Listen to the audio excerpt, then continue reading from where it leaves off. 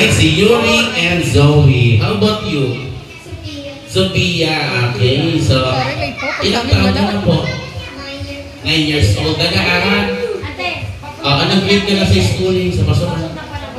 Grade 5. How about you? What is your name? Okay. What is your Wi-Fi password? Ako ko na sabihin. Sabihin na talaga. Okay. So, Yuri. Ayan, let me ask you something, ha? Okay, when you grow up, what do you want to be? I don't know.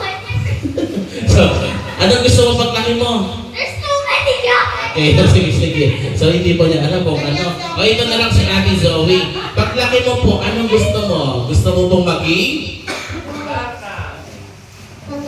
Nanay, anong nanay?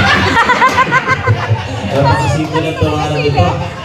When she grow up, she want to be a mother. Ayan. Okay. O ikaw, ano pangarap mo paglaki? A nurse. Palakpakan po natin teacher nurse natin. Ikaw po. I want to be a doctor. Doctor. Palakpakan naman natin yung mga kids nito.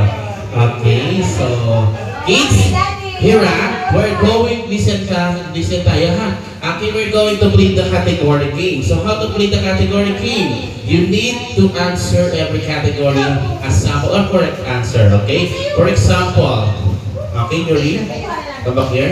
Okay, for example, kids, pwede tayong turuan ng mga adults na nandito ha. Okay, so give me any kind of colors. Remember kids, don't repeat the answer. Like for example, what color do you know? Green. A green. How about you? Orange and Blue. a blue. Purple. Purple. Okay, very good. Next. Turquoise.